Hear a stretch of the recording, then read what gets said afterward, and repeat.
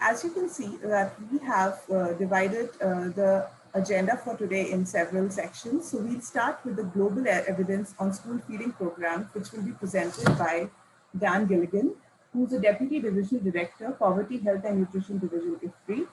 His research addresses the economics of household investments in childhood nutrition and education in developing countries, as well as the impact and cost effectiveness of social protection and agriculture and nutrition interventions. I request our speakers to kindly turn on the video so all the attendees can see you while I introduce you. Yeah, here's Dan. The next presentation will be jointly made by Sam Scott and Suman Chakrabarti. Sam Scott is a research fellow with IFPRI's Poverty, Health and Nutrition Division. He joined IFPRI in 2016 and conducts applied nutrition research in the South Asia region. He has experience of working on iron deficiency and anemia, adolescent health, biofortification, human functional outcomes such as cognition, behavior change, human communication strategies, women's self-help groups, school feeding programs, and health systems. Suman will be not joining us live, but he has recorded his presentation as right now he's in a very different time zone. So Suman Chakrabarti is a pre-doctoral research associate with University of Washington. He joined the PhD program in Global Health Metrics and Implementation Science in 2018 after working as a research analyst at the International Food Policy Research Institute for 7 years. During that time, he was involved in the evaluation of large-scale randomized controlled trials, observational studies, and costing exercises. As a moderator, we'll have Purnima Menon, who will be joining us a little late as she's occupied with another important meeting. Purnima Menon is a senior research fellow with IFPRI. Purnima is the team leader for South Asia Nutrition Program in IFPRI's Poverty, Health and Nutrition Division. In her work in India, she directs the POSHAN initiative to support use of evidence for nutrition in India.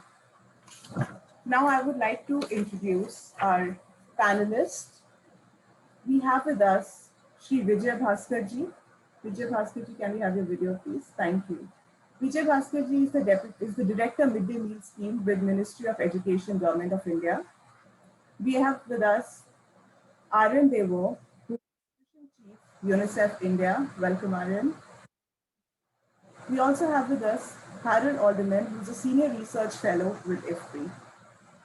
We are expecting Ms. Neena Bhatia-Kaul to join us shortly. Ms. Neena Bhatia-Kaul is a Senior Specialist with NITI Aayog's WCD vertical, and she also looks after the POSHAN Abhiyan monitoring.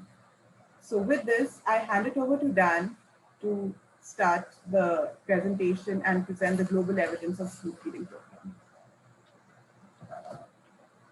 Great, thanks so much, Isha. As you all know, school meal programs are very popular globally. As of early 2020, just before the COVID-19 pandemic, World Food Program estimates that 388 million children in 161 countries participated in school meals programs at a cost of around $75 billion.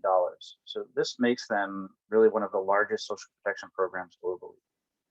So as context for today's webinar, I'd just like to briefly summarize the global evidence on the impact of school meal programs. There's very consistent evidence that school meals improve school enrollment and attendance, but there's also some evidence that they can also improve learning as well. So on enrollment and attendance, where primary school enrollments are already high, there's still, school meals can still help to improve school participation at the intensive margin by increasing attendance. And that evidence has been consistent over many studies going back to the late 1990s. There's also evidence that school meals improve test scores in math and verbal fluency and other measures of learning. In addition, there's some evidence that school meals have impacts on nutrition of beneficiaries. So some programs improve anthropometry. This has been true especially for girls and particularly in poorer settings. And as well, programs can also improve micronutrient status. So one study found that in a vulnerable population in Uganda, fortified school meals fortified with multiple micronutrients reduced anemia in adolescent girls by nearly 20 percentage points. And there were even beneficial effects for their mothers. Still, most evidence addresses short-term impacts of school meals.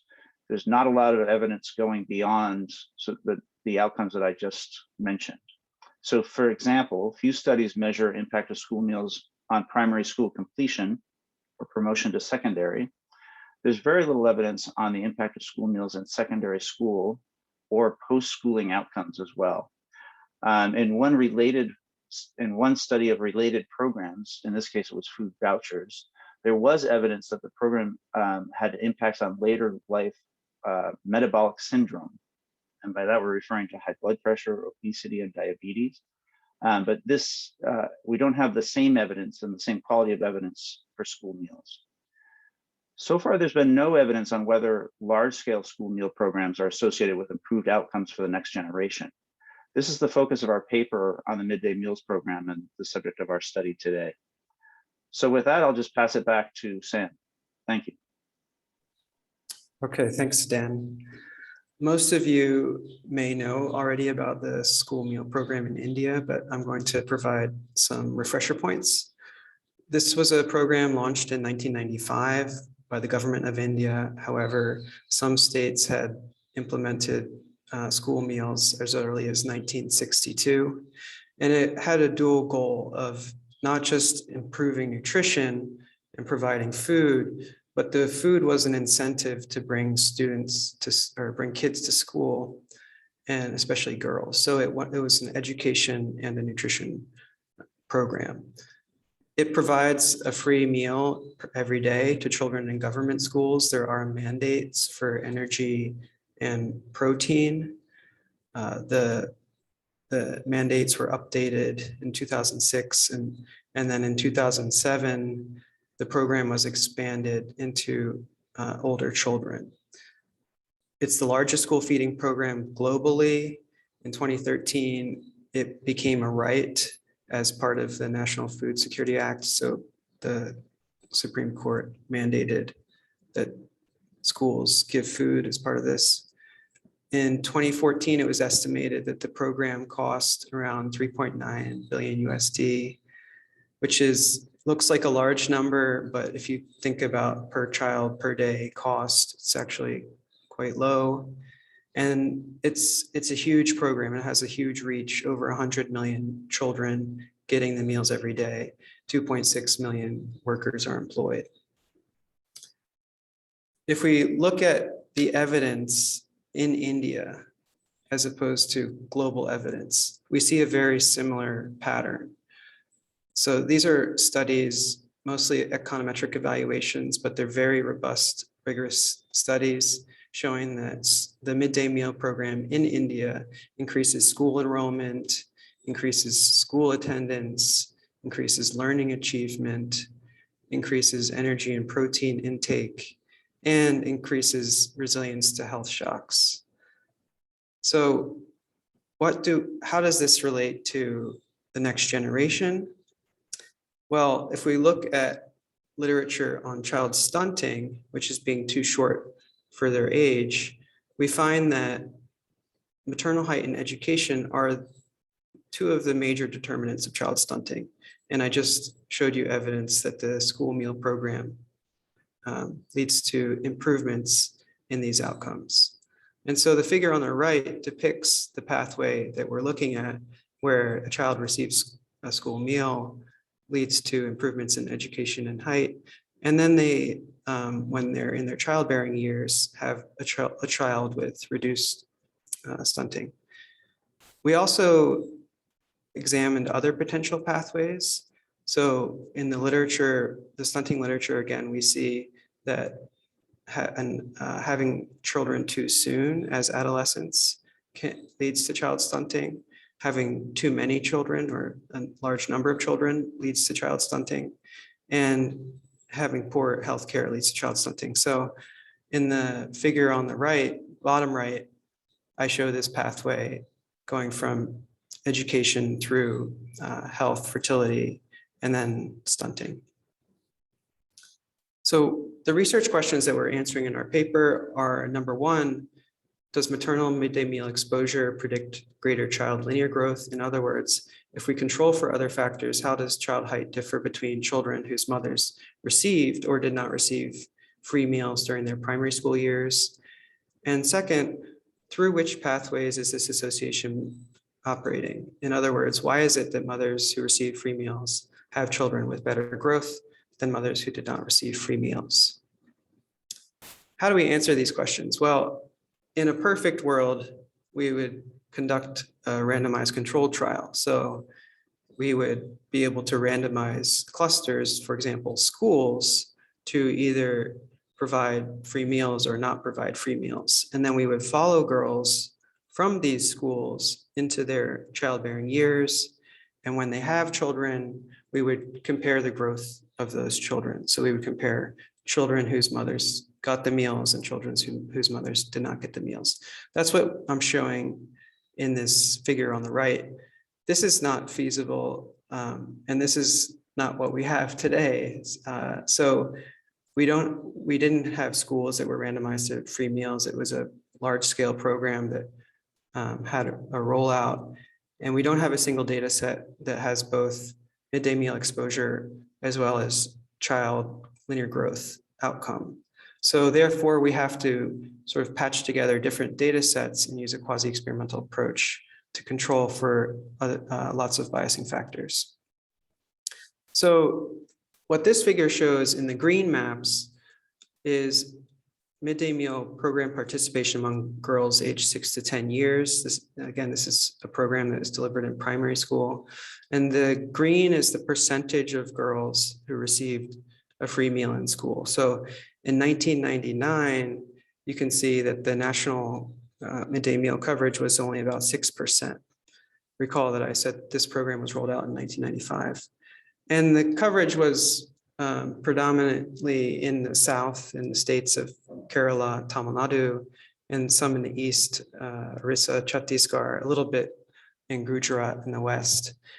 In 2001, the Supreme Court mandate stimulated rapid scale up. So by 2004, you could see 32% of the country, of girls aged 6 to 10 were receiving free meals, and then increased by 2011, it's 46%. And then the red map on the right is stunting in 2016 from NFHS 4. And so, I mean, imagine a 6-year-old girl in 1999. She is in primary school. She gets 5 years of the school meals. She grows up, and now jumping to 2016, she's 23. She has a young child, and so we're looking at exposure earlier related to child growth later. So to answer our research questions, we look at a few different data sets from the National Sample Surveys, NSS. We have 4 rounds. I only showed 3 maps because the first round didn't have district level data. But anyway, from the NSS, we get midday meal program participation, our exposure. And then we have National Family Health Survey, NFHS 4, with our outcome of child HAZ, as well as a set of covariates. And then finally, in secondary analysis or robustness checks, we utilize a panel survey, which follows girls from 2005 to 2012.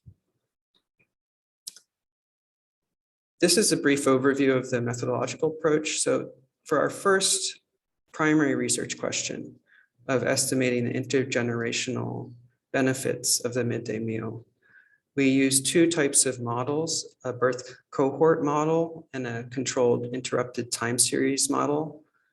For the second research question, we explored pathways. So this is where we look at, does the midday meal benefit education, height, fertility, health service use, et cetera. And for this, we used the National Family Health Survey data. And third, to put the findings into perspective, we know that stunting decreased in India from 48% in 2006 to 38% in 2016. And what percentage of that reduction can be explained by this program, the midday meal program? And for that, we used a technique called regression decomposition. But before we get into these models, the first thing we did was very simple. We looked at the state level midday meal coverage in 2005 and the correlation with the stunting prevalence in 2016. Each one of these circles on the right is a state. And so you can see states with higher midday meal coverage in 2005, there was less stunting prevalence in 2016. This is just an association of, and it's observational. So the next step was to apply some of our rigorous models. And now I'm going to pass it on to Suman, who will talk about the birth cohort model. Thanks, Sam, for that wonderful introduction.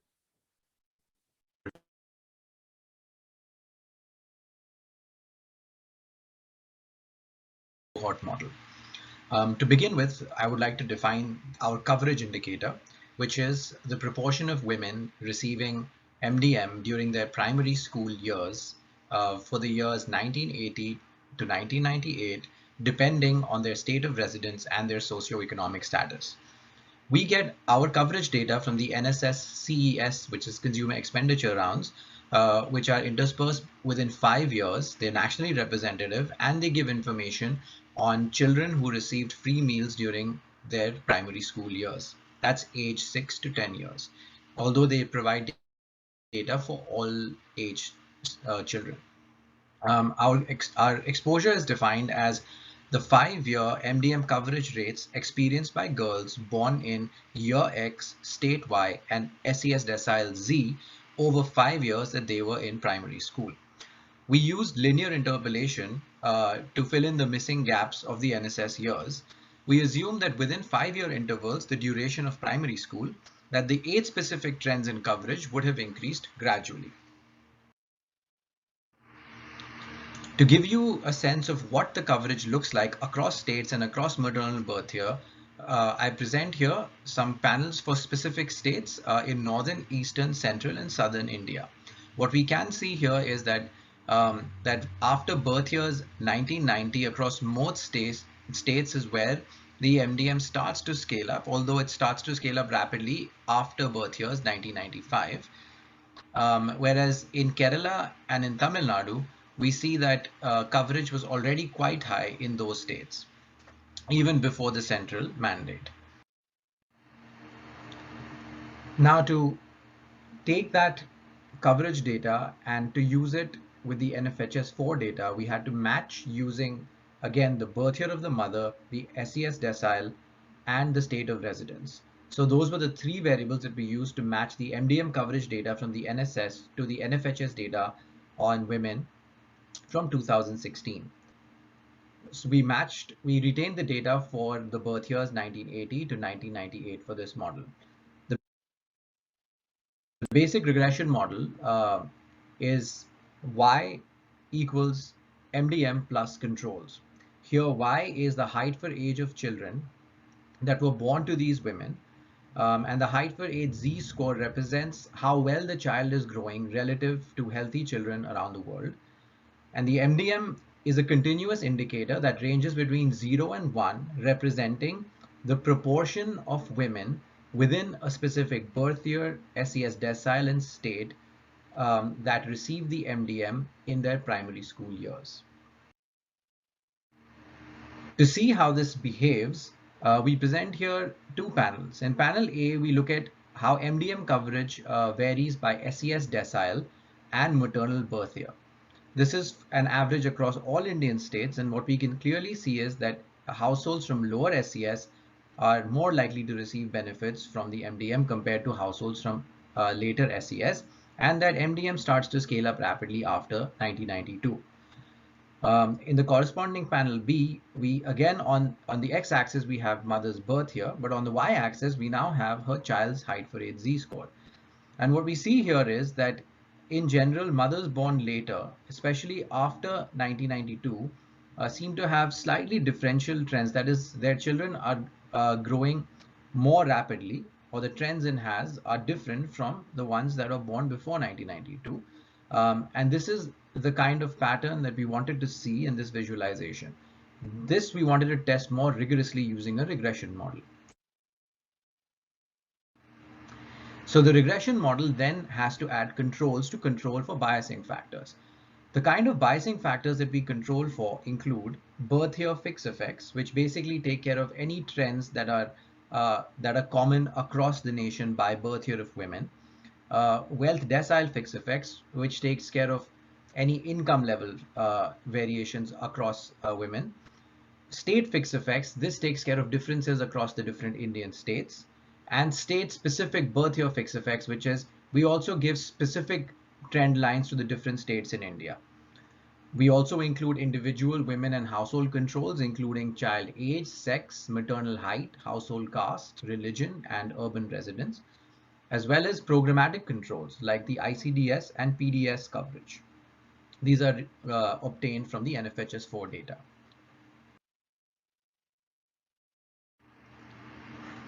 So the regression results are as follows. So in panel A, you see on the x-axis, we have the HAS, which is the height for age z-score difference at full MDM coverage.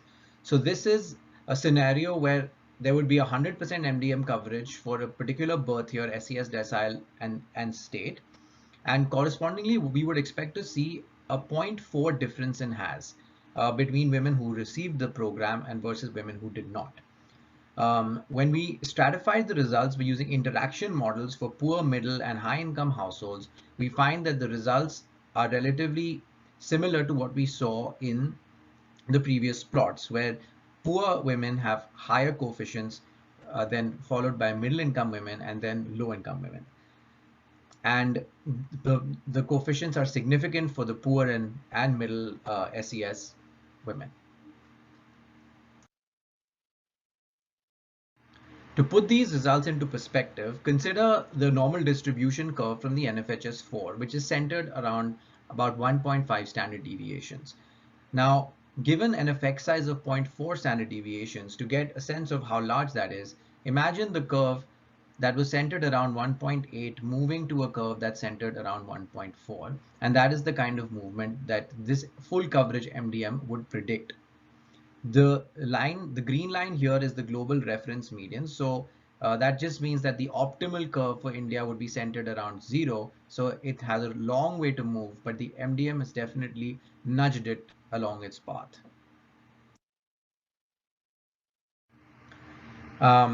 We now present an alternative regression model that we use, which is the controlled interrupted time series model, the CITS.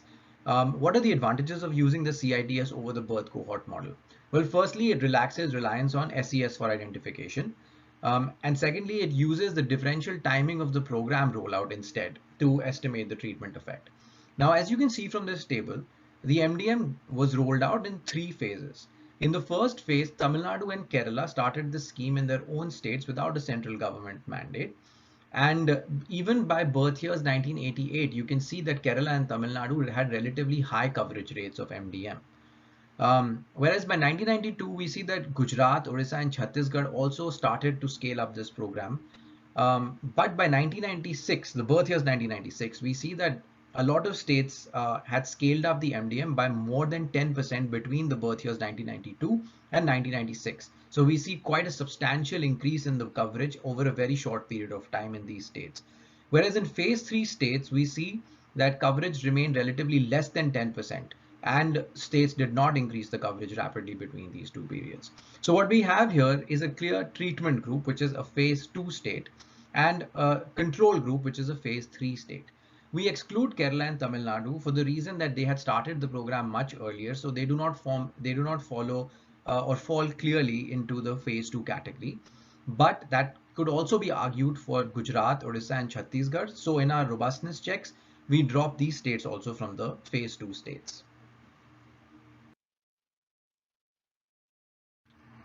To give a sense of the model in a visual form, we see here that for the intervention and control states, that for event time centered at 0, which is birth year 1992, this is where the program really starts to scale up. And following those birth years, it goes from 0, close to less than 10% to about 30% coverage in the intervention states. Whereas the control states remain at very low coverage throughout this period. At the same time, we look at the child height for age z-score by the same event time.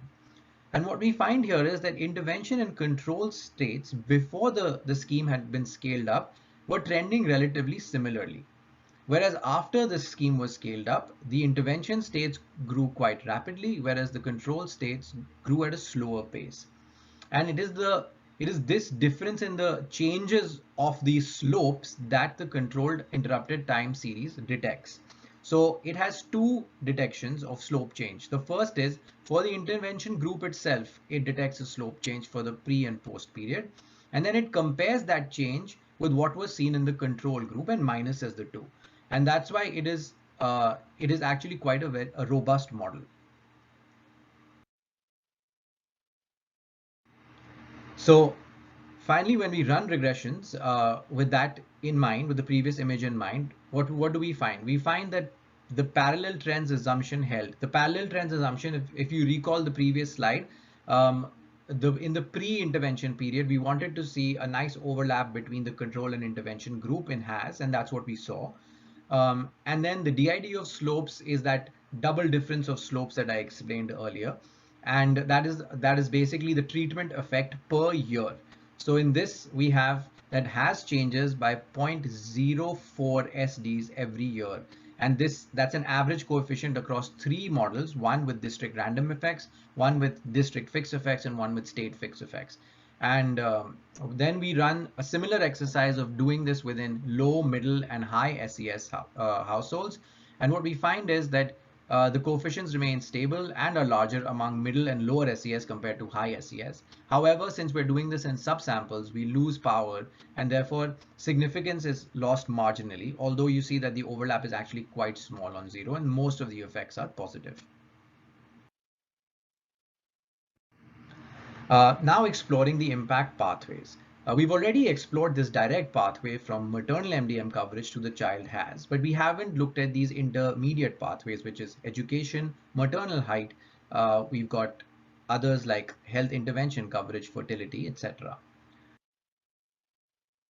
So when we looked at effects on direct beneficiaries, what we find is that we find a significant coefficient of about 4 years on education. That means for women that were fully exposed to MDM, um, they have about 4 years of higher education.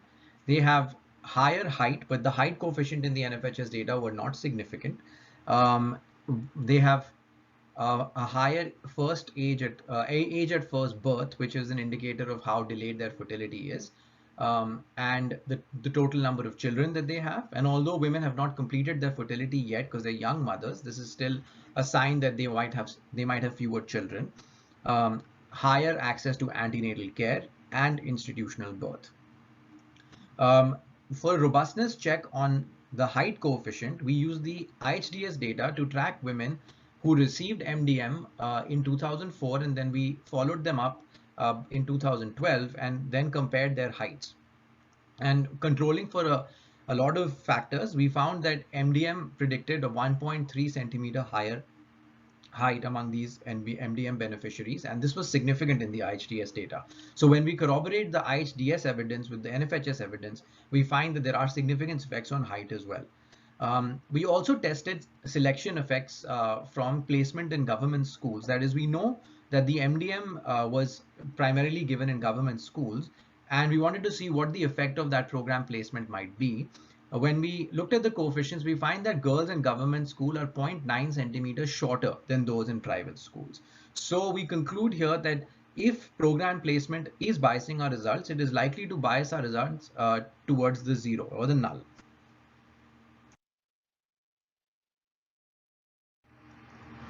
And finally, when we quantify the changes from the MDM program to the actual changes observed, we use a regression decomposition method. What this method entails is multiplying the regression coefficient by the actual coverage. So if you remember, our regression coefficient was for 100% coverage, but we know that coverage wasn't 100%. So what was it actually predicting?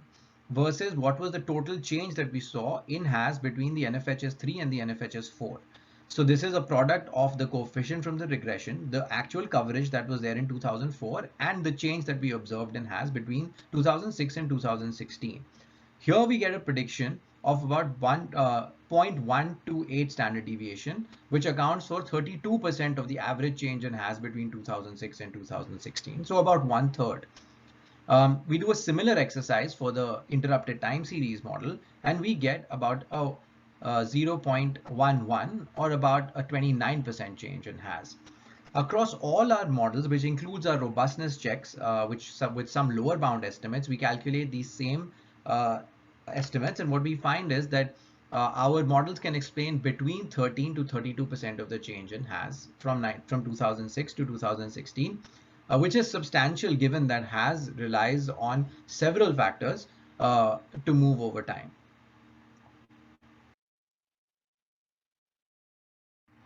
With that, I'll give the slide back to Sam, and thank you for your time.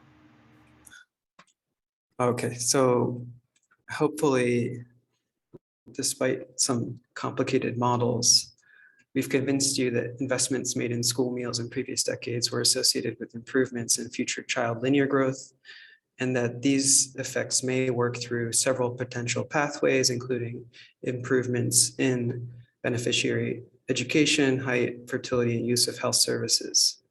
However, we acknowledge several limitations of this analysis. The first 2 points have to do with the nature of the data. So we don't have a data set with both exposure and outcome. We don't have a longitudinal data set on individuals over time. So we have to construct an ecological measure of MDM exposure, and we have outcome data from a different survey. Third point, in the birth cohort model, potential confounding could be due to within state SES trends. We know that states experience different rates of standard of living improvement over time. And so the midday meal implementation could vary between different states. And lastly, in the CITS model, we compared states that implemented the program early versus states that implemented the program later.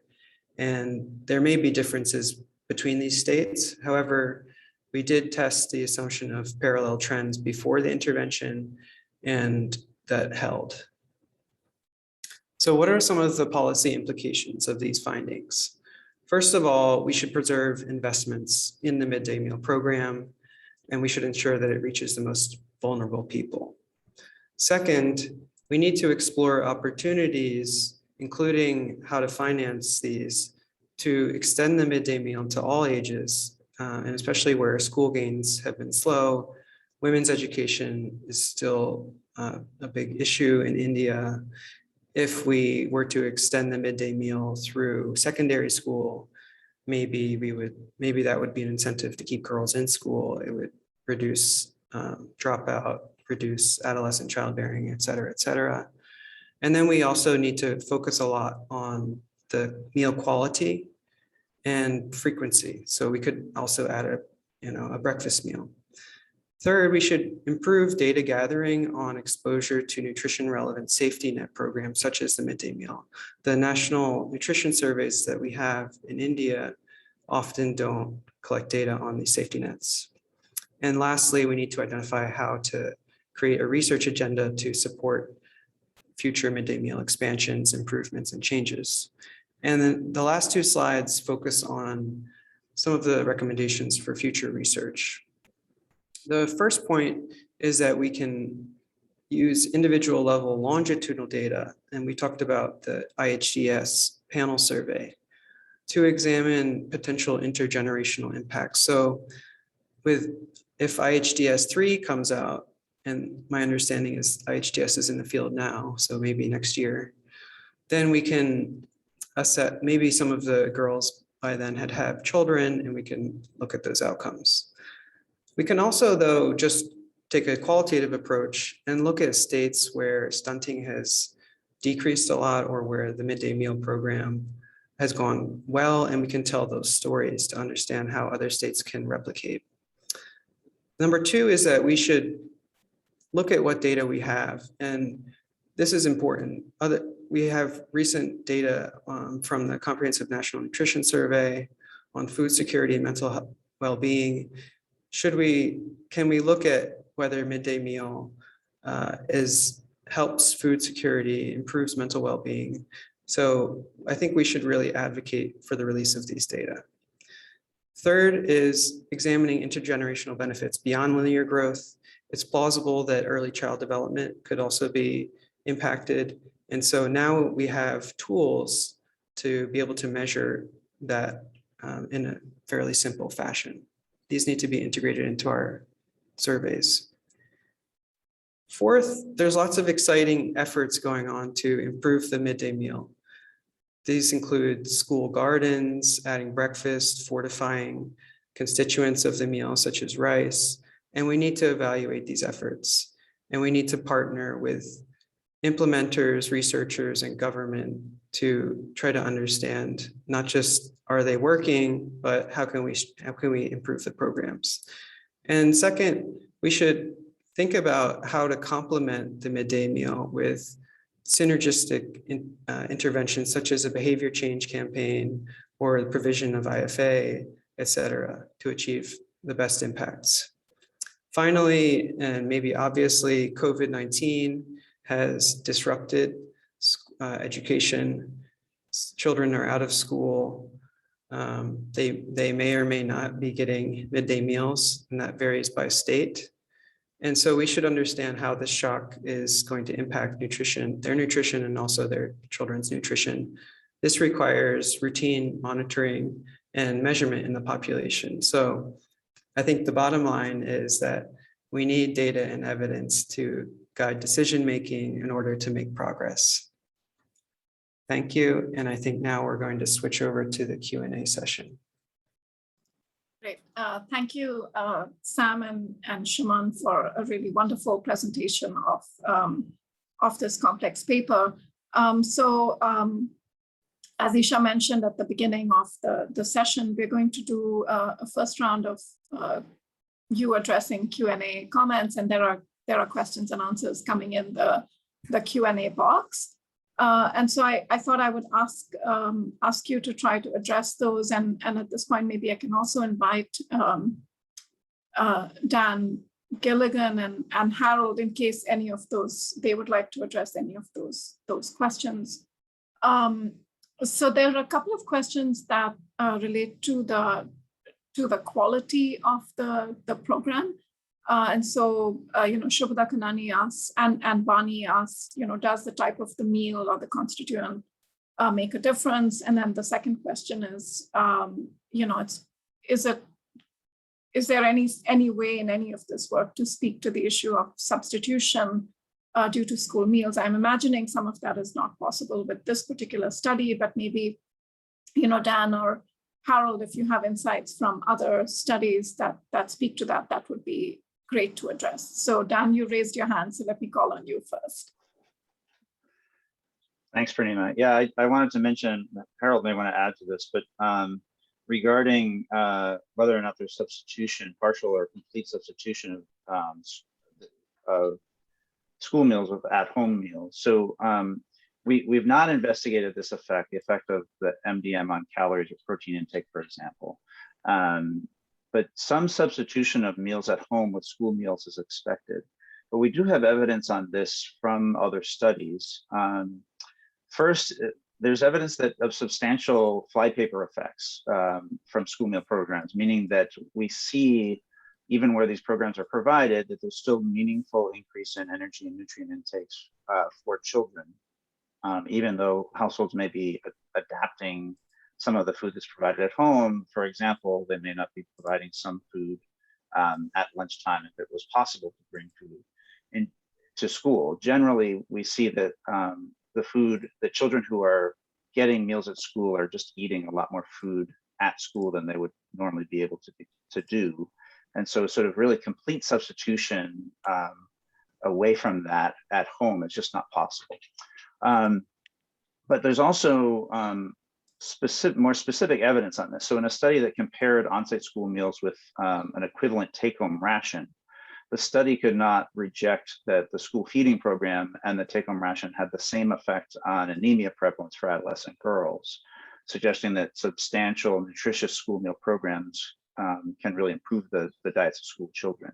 So even if you had provided, so this is an experimental study that provided essentially the same school meal food at home, where you could think that possibly there'd be more kind of watering down of the program or essentially allocation to other household members. The effects were essentially the same for anemia prevalence.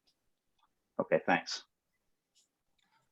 To add to this, there is a study on how much the school meal is additional in India by Farzana Afridi, has studied in India, and I'm a bit surprised that she shows that most of it is additional, which is a bit of a surprise, but goes towards one of the questions that was raised. And other studies elsewhere say when it's shared with the household, it actually improves the nutrition of the younger siblings. So it's not even clear what the net benefits are, whether there is a sharing within the household or not. But there also brings up the issue, if you can bring up the quality of the school meal, this is an issue which is not just calories and proteins, but micronutrients as well. Even if it substitutes for meals at home, it would be of a different quality. An issue again, which is cannot be addressed in this particular study. No, thank you, Harold. Thanks. I'm, just to add, I'm actually reminded of some very recent work from the US, which shows that changes to the school nutrition standards, I think in 2010, led to some really interesting improvements in the overall diet quality of children, because they were getting, much higher quality foods, it turns out, from the school lunches than they were probably consuming at home. I thought that was a very interesting body of research. So we have a couple other questions, and then we'll move on to the panelists. So a very interesting question from Professor Shobhata Kanani in Gujarat. She says catch-up growth in height in disadvantaged schoolgirls is known, especially to occur with peak height velocities occurring just before the onset of menarche, and wonders whether there could be something around that. I guess you're asking around the maternal height variable, if some of that catch-up is a confounding variable related to delayed onset of menarche in malnourished girls instead of the school meal program. I'm interpreting your question. I hope I got that right. And so I wondered, maybe, Sam, if any of us want to reflect on that. And then the second is a question from Vedavati Patwardhan, which also speaks somewhat to that issue, but it's a question about mechanisms and whether we were able to test pathways. I would be glad to take a pass at answering that. The nature of this analysis compares disadvantaged children who get the school meals and who don't implicitly by looking at the rollout. So this would be the net improvement over whatever is the base level of catch-up growth. And if school meals enhance catch-up growth, although most of the target is pre-menarche in this age group, then that would be part of the result. So the possibility of catch-up growth is netted out in the analysis. So that doesn't affect the results that we're reporting. Thanks, Harold. And Sam, you want to maybe remind the other question about the mechanisms? Okay. Yeah, I mean, so I think we presented clearly about that, where we looked at pathways through direct beneficiary education. So we think probably the strongest pathway is through education, which then leads to decisions about how many children you should have, when you should have those children, if you stay in school or not, what questions you might ask when you're getting your antenatal care. And so this education pathway can potentially lead to the child has benefits. And I think the paper does test some of the pathways. So that was, I think Suman went through it a little bit faster than the Right. main impact analysis, but it's— Of course, we can't, I mean, we're partially limited by the data right? We can't construct a mediation model, for example, because we don't have the exposure and outcome and the mediators all in the same data set. Yeah, okay. And then I have another quick question. Was years of formal education controlled for formal education may act via alternative pathways for better height for AZ than just a midday meal? And then also was interaction effects between school attendance and midday meal checked? And I think after that, we're going to move to the panelists. If you want to try to address that quickly, Sam, maybe. Sorry, I'm reading the question. All right. Interaction. In the meantime, Aryan, can I ask you to also come on video if you don't mind? Thank you. All right, so maybe you can try to type. Yeah, I can type to that question. Thank you so much. So let us move into the last part of this webinar. We have three panelists. Shri Vijay Bhaskar, who's welcome, sir. He's the director of the midday meal program for the National Government of India. I had the great pleasure actually of hearing you present about all the innovations in the program at the National Human Rights Commission meeting the other day. So it's really nice to see you here again. And then we have Aryan Devakt, who's the Chief of Nutrition at UNICEF, and then Harold Alderman, who yes, he's a co-author on the study, but Harold, also you wear many hats in terms of your global engagement with the school feeding community. So I'm going to maybe ask each of you sort of a couple of light questions, I hope, to just get us started, and we'd welcome your overall comments. So let me start with you, Vijay Bhaskarji. So we'd, of course, really like to hear your feedback or any thoughts you have on the study, but I would especially like you to reflect on the sort of the tail end, the last set of questions or issues that Sam posed, which is, how do we, what are the mechanisms within the MDM to learn about all the innovations that are underway in the program? We know there are innovations around school gardens. We know there are innovations around, some states extending the duration. We know there are innovations around adding breakfast, around introducing fortification. How do we sort of learn about those? And, it would be great to hear whether those sort of knowledge partnerships exist within the program, either at the national or the state level. So I was wondering if we could hear from you first, and then Aryan, I'll come to you after that.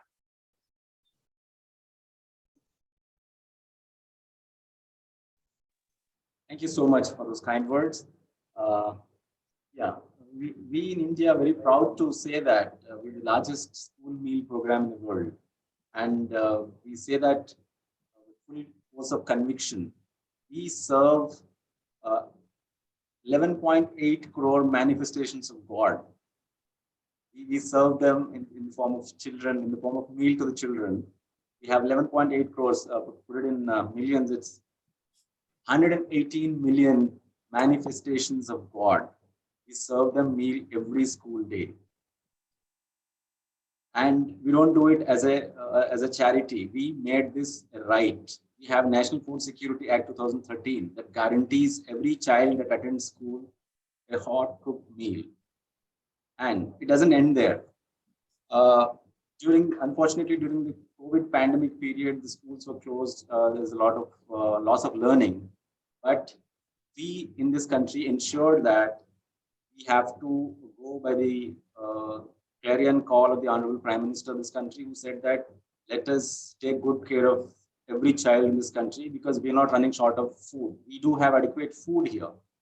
So we ensured that in spite of lockdown, in spite of closure of schools, we have provided food security allowance to all the children who have enrolled themselves in schools. That is 118 million souls. Okay, so and it is very, very clearly laid down program in this country. We provide 1/3 of the recommended dietary allowance, that is 750 calories.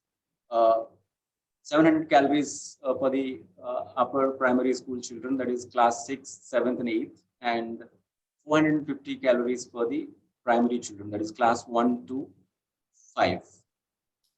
So it is a guaranteed, it's a right of all these children who are attending schools, and not just the government schools, but also the government aided schools run by NGOs, run by civil society organizations. And you would be happy to know that, I mean, all you people are conscientious people, you would be happy to know that last year, we've gone a step further. We've gone beyond MDM. We've gone beyond the right. We've gone to right plus. That is, midday meal scheme guarantees food during school days. We have gone ahead and then provided meal or equivalent even during the summer vacation period. That is, ranging from 30 to 50 days. Last year, we have provided food security allowance to the children, to all these 12 crore children, that is 118 million children, even during summer vacation period, because it is an unprecedented pandemic. We wanted to take good care of their nutrition levels, especially in these times. So we've gone beyond the right. The government has gone beyond its basic commitment. We've gone ahead and then provided, of course, not hot cooked meal, but dry ration to all these children. And we didn't stop there. We are also moving towards, as was beautifully come out in the study also, school nutrition gardens. Last year, we've developed 0.3 million school nutrition gardens. That is 3 lakh school nutrition gardens. Now, the school nutrition gardens are basically where children are growing different types of vegetables. You'd be surprised to know that in states like Kerala and Assam, people are even growing paddy, because schools are endowed with large tracts of land next to the schools, even though there is pandemic. Because in rural areas, it's not that big an issue in terms of social distancing, etc. Because we have vast spaces there. So this school nutrition gardens have been beautifully done in many states, in Odisha, in Kerala, in Assam, in Madhya Pradesh, in Haryana, many states. And coming to innovations, last year we have advised the state governments that, because MDM, as you all know, it is like standard fixed for the entire nation. 100 grams to a primary child, and 150 grams to an upper primary child, all across the state. Whether the child is in Dhenkanal district of Odisha, or in Dhanbad of other state, or in Mumbai.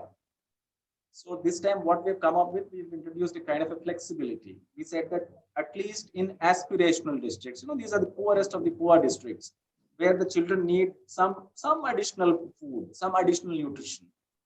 So in state like Madhya Pradesh, Chhattisgarh, these state governments have provided additional food in terms of chikki, how do I say this? Groundnut and cherry, made into chocolate, without cocoa, of course. So these things have been provided. These are something MDM plus, midday meal plus. In states like Karnataka, they have provided milk. We call it Kshira Bhagya, the benefactor of milk. These kind of things we are moving ahead.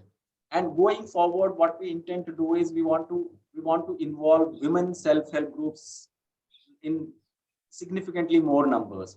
We want to involve farmers, producers, organizations. They are providing. See, the farmers organizations are there in the rural areas. They're generating some food. They're harvesting some food.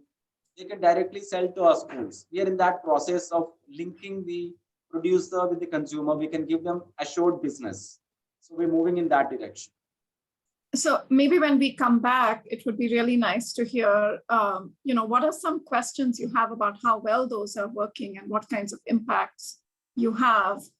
And, are there research partnerships and other such things, for example, between the MDM and, other sort of a network of researchers? For example, in Poshan Abhiyan, there's been a network of researchers and data gatherers who've been supporting the mission, and they're able to sort of learn and tailor the program. So, it would be great to hear about that when I'll just come back to you for the next round of questions.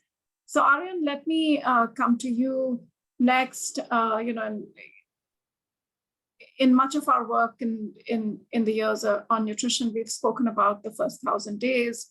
I think, we are sort of slowly learning that, especially in in this part of the world, it's really quite important to think about what's happening in the days before the 1,000 days. And so I was wondering if you could sort of reflect on a little bit, as India looks forward to sort of the next versions of the National Nutrition Strategy, what's the role for programs like this, like school feeding programs that typically the nutrition community has, put on the side because it's not right in the 1,000 days? I was smiling. I thought that you're going to talk about, we shouldn't look only at the 1,000 days, but we should look at the 7,000 days thereafter, as you write in the paper. But actually, with the statement you say we have to look before the 1,000 days. With that one, you recognize indeed it's this life cycle where children become young adults and start getting children and themselves. So this whole chain. In that way, for me, what I find interesting, also looking at this, what you come with this study, for these stunning findings, also linked to CNS. Right? In CNS, you see that, of course, we always focus on the 1,000 days, even, and then you have this group of under 5s, that we will always have a lot of information. There you see this malnutrition rates, all types of malnutrition, yeah, from underweight and stunting, multi-micronutrients. It levels a bit in this age group 5 years to 12 years.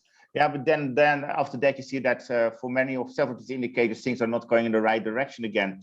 But even in these younger age groups, the problem is not solved. And I still see that as probably a lost opportunity. And it's a group that we never look at. We always look at all these younger kids, or we look at the much older kids. And indeed, this group in between, we don't look much at. And I think that's why very interesting that both the CNS, but also this survey, this study, this analysis shows we need to continue looking at this whole holistically. What I'm really concerned about, and the previous speaker, it's so exciting to hear all the efforts being put in place to further expand the program. Of course, my question is also, hey, what do we need? What more do we need to do to reach those that are not yet reached and that might need it even more, need it most? How do we really go the last mile? I'm really particularly worried about COVID, and I think it was mentioned also in one of your research questions, Purnima, at the end. In COVID, what I'm really concerned about is that we have a very short focus. We keep on looking at, hey, there's a second wave, and then we're going to get a third wave. But in between, things are not too bad, and then after, things will be good as well. If collectively we had known 18 months ago that as of today, the schools are still closed, yeah, and many of the kids might be reached with some of the take-home rations, but maybe not all of them. But not only that, kids are also supposed to receive IFA at schools.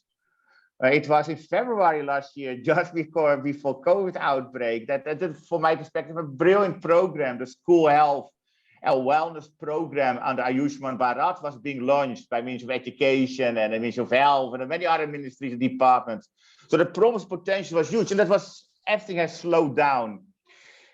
I don't think that we realized it 18 months ago, and I'm really worried that many of the impacts of COVID are going to be much longer. Many of the platforms to deliver services are going to be closed or affected in one way or the other for a bit of a longer time. And I've been saying, hey, we need to have a much longer vision. It's not about getting services now. How are we going to continue service in the coming years, including financing?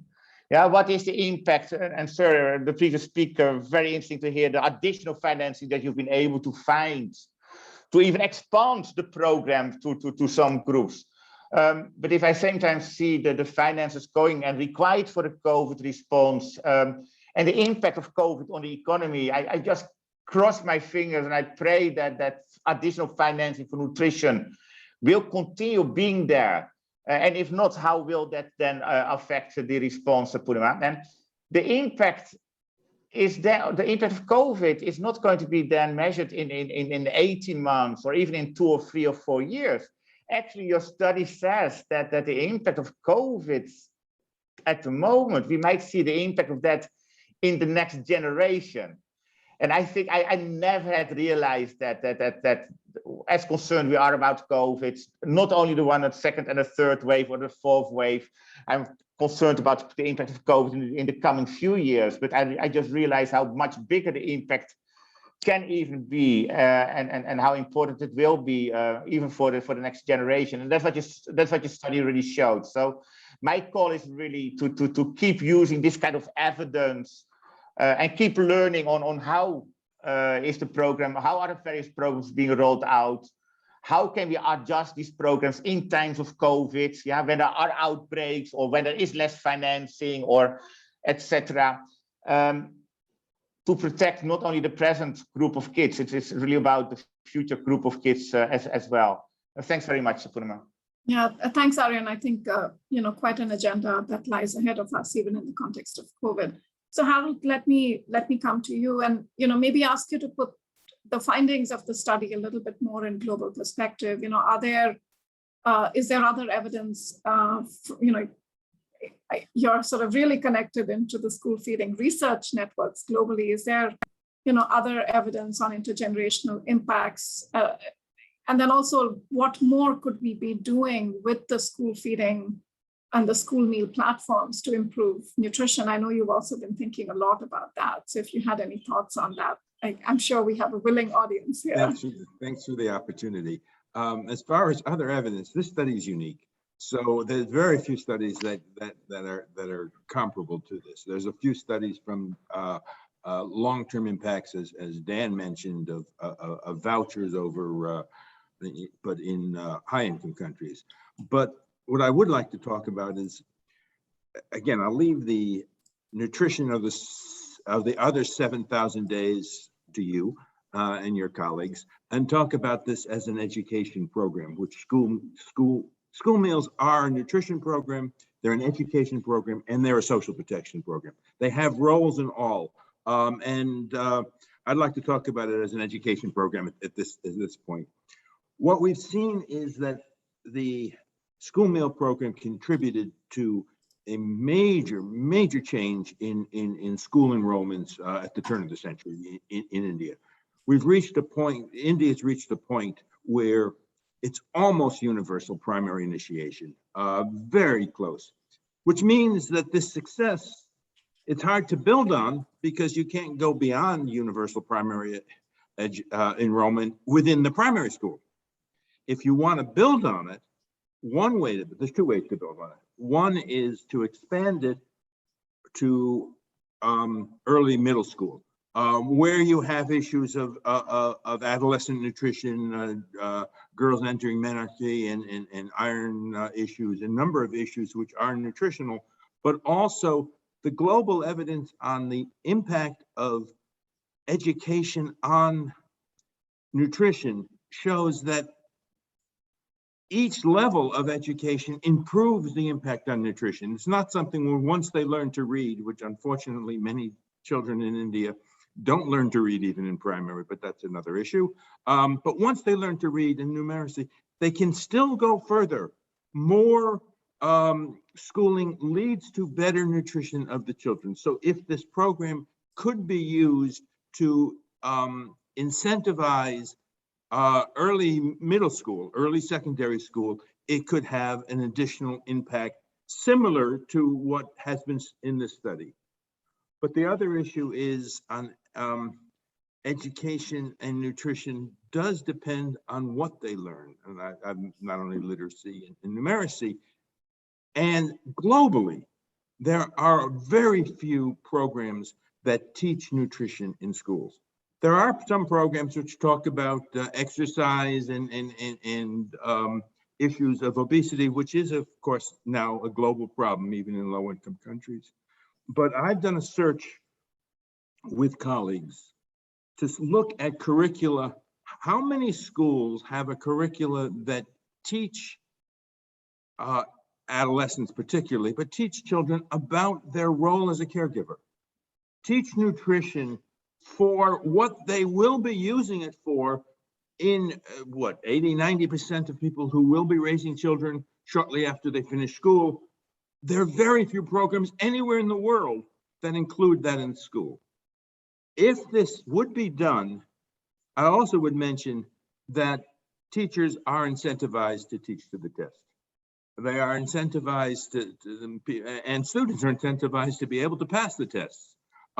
So that if it would have to be done, that have to give some thought, not just adding one more task to the teacher who already has a number of other tasks, but to put it into a curriculum which can be, the teachers can be trained and incentivized to include nutrition education in a manner that would be helping them in the future. And again, there have been studies which look upon the impact of education on child nutrition, and it does have a greater impact the more that the student has learned about nutrition in school or out of school. So that is one way to both improve the schooling experience at the same time as using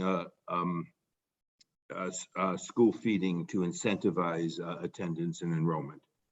Great, thank you, Harold. Some really interesting directions there that maybe we can explore with Vijayji and his team. So maybe any sort of, I'm going to give you a last comment, Vijayji. You know, there are lots of, I think, the questions, and there are some questions in the chat box as well, to, you know, to sort of really ask how do we know how well these innovations are working? Where is the data coming from? Or, you know, what are the research partnerships? How well do we know, you know, that what was done in the COVID, you know, situation helped to improve the diets of children? Do we know that the school gardens are really working? Do we know that, you know, I liked all the plus initiatives that you had, the Rights Plus and the, you know, MDM Plus, but how do we know these are actually having an impact, you know, on nutrition? Does your department have sort of evaluation partnerships or research partnerships that tell you that, you know, that good idea is actually having good impact? We do have evaluation partnerships. We carried out recently evaluation through Niti Aayog, and earlier with National Institute of Nutrition, you know, ICMR organization, well-known ICMR organization. Yeah, great. We have evaluation partners in them, and then we also involve agricultural universities of the state governments. We have food departments of agricultural universities. The professors from there, you know, partner with us, and then we every year go to sample schools, around 40 to 50 schools in about 5 to 6 states, and then we carry out this evaluation exercise. We call it joint review mission. Okay. Yeah, and we would even be happy to involve IFPRI going forward. We will invite you people. You can also join with us while we're actually collecting these evidences in the field. One, and there was a question about scaling up to other grades. I'm very happy to say that almost 5 million students are covered in the southern states of Andhra Pradesh, Karnataka, Kerala, Telangana, and Tamil Nadu. The grades 9th and 10th are also covered there under midday meal scheme. Though the central government is not providing any grant for that, states on their own are covering these students. And yeah, and go ahead. Yeah, and the other side of it, that is, we have started pre-primary classes also in many schools. We already have around 25 lakh, that is 2.5 million students in pre-primary, that is before class 1. So we want to cater, we are proposing now from coming year, we'll be giving them midday meal in schools. You know, under the national education policy, now we're coming with class 0, that is, you know, pre-class 1. Bal Vatika, we call it Bal Vatika, that is, you know, the grove for the children, the garden of the children. So that is pre-class 1 also we're going to cover under midday meal scheme from next year. As the schools keep opening, you know, reopening, so we'll be covering them as well. Okay, wonderful. Well, I think we're almost at time. Harold and Dan, Harold and Aryan, any sort of quick 1-minute closing summaries, things that you'd like to see looking ahead, and then I'll just invite Sam and Dan for any, you know, final comments that they may also have before we close the seminar. I'll give whatever time you've given to me back to you. Aryan, how do we bring together education, social policy, and nutrition? Because let's be honest, this is fascinating, and this is really, for us working in nutrition, this really goes back to the core that you can't solve malnutrition with nutrition interventions. You can't solve it with food. You can't solve it with social protection. You need it all together. And I think that indeed that the schools provide such a brilliant platform to do so many things. I mean, I hope that every child going to school not only benefits from the MDR, from the midday meals and from the IFA, but also become actors from change themselves. Yeah, I think that the whole area of nutrition literacy, what I call, I mean, everybody needs to understand much better that nutrition is more than putting food in your stomach. I think that school-based interventions linked with MDM, etc., that I think provides an excellent platform. Of course, we need to also recognize that the midday meals reach the children that are in school, and there are a lot of kids not in school. And this is not even a comment related to COVID. There are kids outside of the COVID area times that are not going to school. And sadly enough, those are most likely the most vulnerable kids. So I think that from that part, I think it would be interesting to also still see of how can we use platforms. You can even use school-based platforms to distribute food to kids who are not going to school. And I know, Harold, you were talking about, hey, the MDM is an education objective. Yes, of course. I mean, if the kids come to school and stay in school and they get the meals, great. But at the same time, I'm still worried also about the kids that are not going in school. And that comes back to these comprehensive programs that we require. And we need everybody involved. Yeah, it is not that education section can say, well, we're only responsible for those who are coming to schools. I know, but you might have unique platforms, you might have unique power and reach out to be able to do even more than that. Thanks very much. Congratulations to IFPRI, excellent study. We need to do much more on dissemination. Thanks for this event today, which is a key thing in dissemination. But we also know that in the area of nutrition in India, there must be thousands of stakeholders and decision makers. And I would love to brainstorm. I don't have any ideas, but I would love therefore to brainstorm with you guys on what more can we do to disseminate this kind of evidence. It's beyond generating evidence. The dissemination is so crucial. It is so difficult to link policy and decision makers with good evidence that they could use. Congratulations again to the team, and thanks very much. Thank you, Aryan. You know, I think on this platform today, we have some decision makers, people informing policy, and researchers. And so, you know, at our end, we certainly look forward to more. So I know we're almost at time, but I do want to give Sam and Dan. Sure, Vijay, please. And then Sam and Dan, any 30-second closings from your side. I'd like to thank this August gathering here for listening to Government of India's perspective. I just want to leave the August gathering with this thought. Every meal to a child is an offering to the divinity. And let's make the world a happier place by that much. Every meal makes the world a happier place by that much. Thank you so much. Thank you. Thank you for that. Sam and Dan, any closing thoughts from your side before we end the seminar? Yeah, I would just double down on I really hope that we can form some partnerships and do good research together. I think it's a mutually beneficial partnership where not just understanding if your program works, but learning how to accelerate improvements. And so I'm really excited about some of the innovations going on, school gardens, preschool or secondary school meals. And so I would hope that we can continue these discussions. That's all. Dan. Thanks, Purnima. Yeah, so one of the things I just want to highlight is that this study is really showing sort of the overall return that you get to a really important social protection program, and one that's delivered broadly across the world.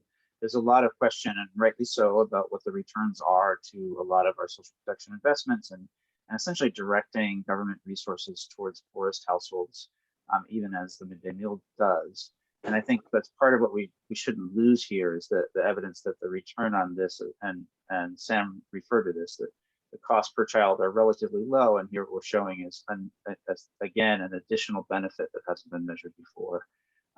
It's important to keep in mind, and hopefully other countries will take this lesson as well. Thanks. Thank you so much, Dan. I think you put it really well. And so I just want to take an opportunity to thank Sam and you and Harold, Aryan, and Vijayji for joining us today. I thought it was a wonderful presentation of the paper, but the discussion of what this means looking forward is so important.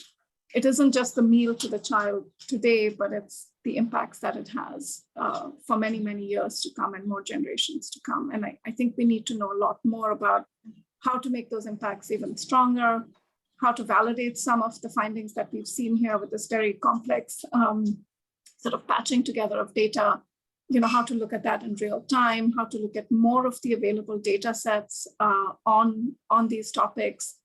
And we really look forward to doing this in partnership with you and many others in the room and outside the room. So thank you all so much, and very big thank you to the IFPRI team that helped to bring the seminar together. My colleagues, Isha Saraswat, Vinive, our colleagues who are helping to take notes and manage time and everything. It really takes a team behind this, just as it takes a team to run big programs. So thank you all so much. And until next time, the recordings, I think, will be available somewhere online soon as well. But thank you very much, everybody, for joining us today.